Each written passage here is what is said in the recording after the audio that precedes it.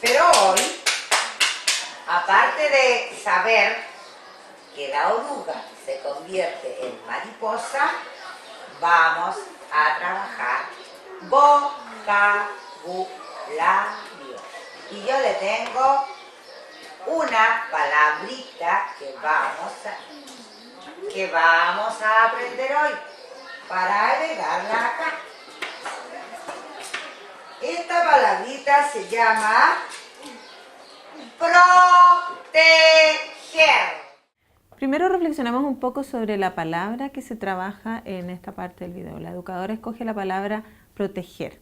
Proteger es una palabra de nivel 2, quiere decir que es una palabra de dificultad y de frecuencia intermedia. Es una palabra que es poco frecuente en el habla cotidiana dirigida al niño, pero es muy frecuente en el habla escolarizada, cuando estamos enseñándole algo al niño, cuando le estamos dando una explicación o cuando le estamos leyendo un cuento. Por ejemplo, si el papá está vistiendo al niño, es poco probable que diga proteger. Te vas a poner la camiseta para protegerte. Lo podría decir, pero en verdad no sería muy frecuente. Sin embargo, si la educadora está hablando de los animales y el camuflaje, es muy probable que salga la palabra proteger. Entonces, estos son el tipo de palabras que tenemos que apuntar, por la sencilla razón que son palabras que son muy útiles para el niño, porque le van a servir para adquirir mucho conocimiento, van a salir en el jardín infantil, en el kinder, en el pre-kinder, van a aparecer esas palabras cuando la educadora esté tratando de enseñarle cosas al niño, y si el niño no la tiene, le va a costar más aprender. Entonces son palabras que son muy útiles, pero a la vez son palabras que es poco probable que el niño las haya estado expuesto a ellas en situaciones cotidianas. Entonces, cuando escojamos las palabras para enseñar y definir en el kinder, en el pre-kinder, en el jardín infantil, tenemos que pensar en este tipo de palabras que son muy útiles y que sin embargo los niños probablemente no han estado expuestos. Otros ejemplos de palabras así son escabullir, divisar, poderoso, talento.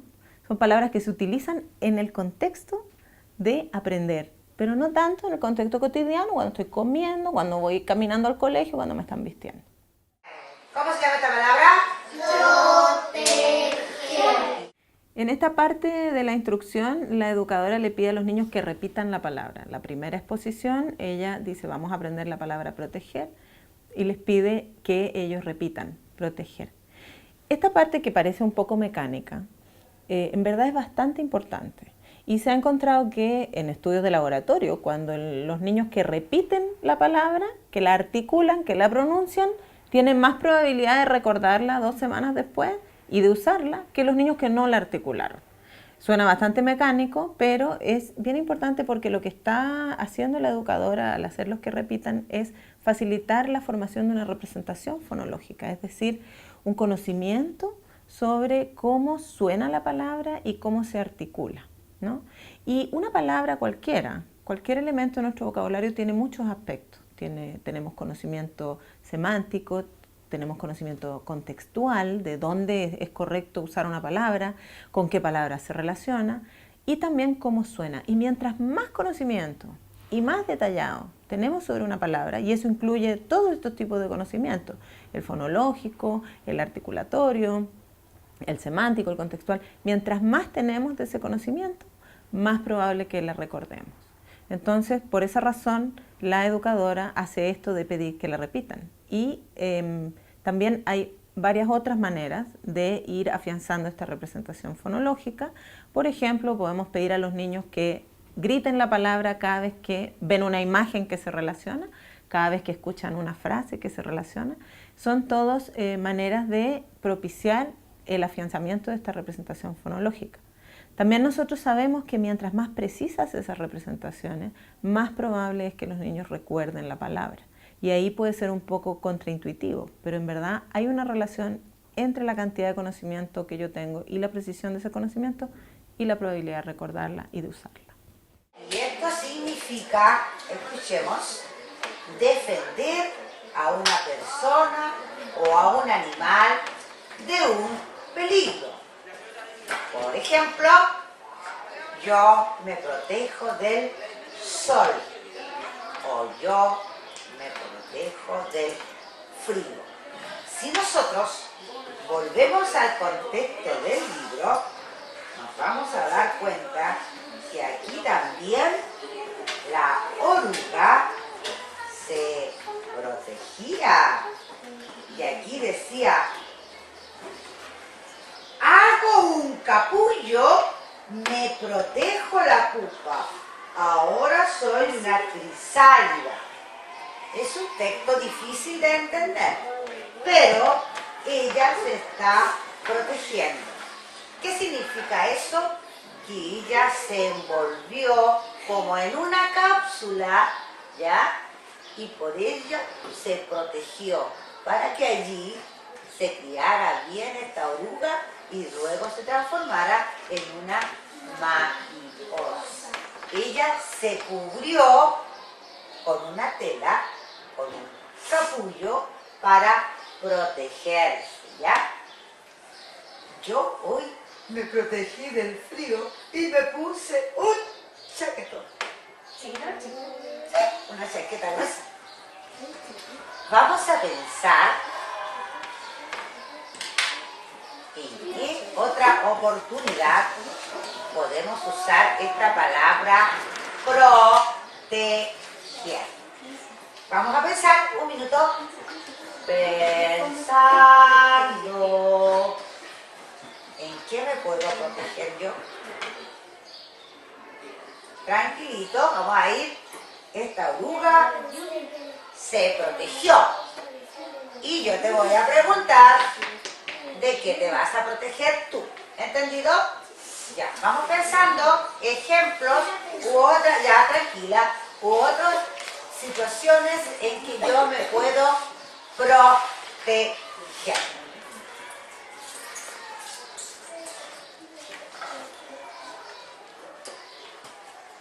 La oruga se protegió.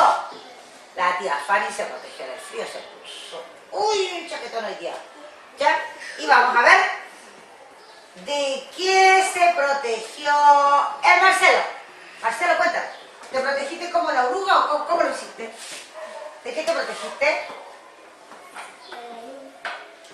Te proteges de la lluvia y ¿cómo?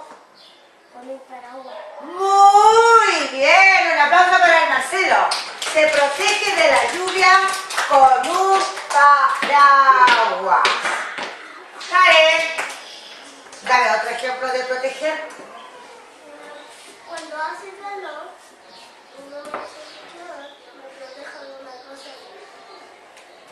Eso no puedo poner. ¡Ah, muy bien! Ella se protege del daño del calor del sol poniéndose un bloqueador solar. Muy bien, Karen, excelente tu ejemplo. Un aplauso para Karen. Ya, me tengo que cuidar. Ahora ahí va la cosa. Pero ¿cómo me cuido? A ver. Para que no contagiase, tiene que estar Eso, ahí hay un ejemplo muy bueno. Para no contagiarme, uso alcohol gel. Bien, la Marisa, un aplauso para ella. Por ejemplo, yo me protejo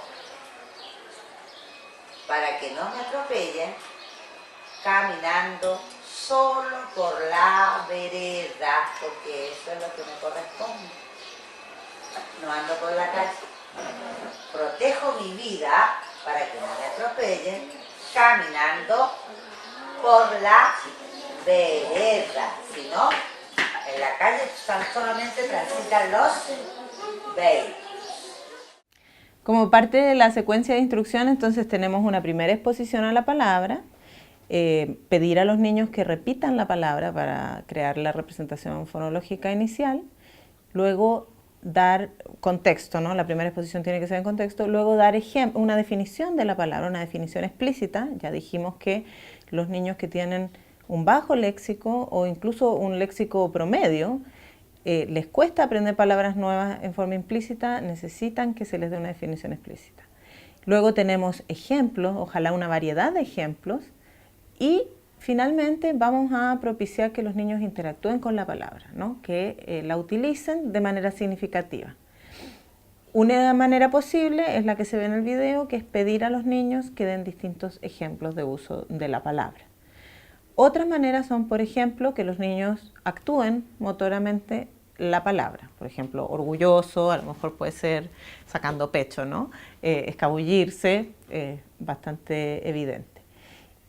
Otras maneras son, por ejemplo, hacer preguntas relacionadas con la palabra. Por ejemplo, si enseñamos escabullir, podemos decir, si estamos en la selva y aparece un león, nos escabullimos y luego pedir explicaciones de por qué sí o por qué no. O si estoy tranquilamente en la playa, me escabullo porque sí o porque no, ¿no? Igualmente con orgulloso, si hago un dibujo y se me cae al agua. ¿Me siento orgulloso? Porque sí o porque no. No necesariamente los niños tienen que utilizar la palabra, sino que en este caso ellos están razonando sobre la palabra, están procesando cognitivamente la palabra y todas estas acciones van a propiciar el recuerdo y la probabilidad que los niños la utilicen en el futuro. Muy bien, ¿les gustó el ejemplo de protegerse? Sí. Bien, pero niños, esta es la palabra proteger. Digan fuerte. Despacito. Cristian, despacito. Más fuerte. Despacito. Muy bien. En esta secuencia instruccional vemos que la educadora también pide a los niños que repitan la palabra varias veces con distinto volumen. Nuevamente aquí ella está trabajando para afianzar esa representación fonológica, y mientras los niños articulen la palabra de distintas maneras, eso les va entregando información a ellos sobre el sonido, la forma en que se relacionan esos sonidos y la forma en que se articula. Nuevamente, enriqueciendo nuestro conocimiento de la palabra para propiciar la retención. Elvita, ¿con qué letra empieza? Bien, Elvita, con la Q. Vaya a colocar la palabra proteger. Arriba, arriba, arriba. ¡Eso! En la Q. Un aplauso para la Elvita. Así el favor. La Q de pato, de pesar y de proteger. Esta secuencia instruccional termina con la educadora mostrando una representación ortográfica de la palabra, es decir, la palabra escrita, y pidiéndole a los niños que la peguen en el muro de palabras. Nuevamente, este es más conocimiento adicional para enriquecer nuestra representación de la palabra. En este caso es la forma en que la palabra se representa ortográficamente y una mayor familiarización de los niños con esas representaciones ortográficas. Eventualmente, cuando los niños estén ya leyendo convencionalmente, decodificando, va a facilitar esa decodificación. Mientras más automatizado está el reconocimiento de una palabra, la lectura de una palabra, menos recursos cognitivos necesitamos para leerla y por lo tanto eso nos deja más recursos cognitivos para entender lo que estamos leyendo. Por lo tanto, esta familiarización constante con la representación ortográfica de la palabra no solamente enriquece nuestro conocimiento léxico, sino que mejora las probabilidades de leer fluidamente en el futuro. Existen diversos niveles de conocimiento de una palabra. Un primer nivel es haber escuchado la palabra. Yo sé que la he oído, pero en verdad no sé lo que significa.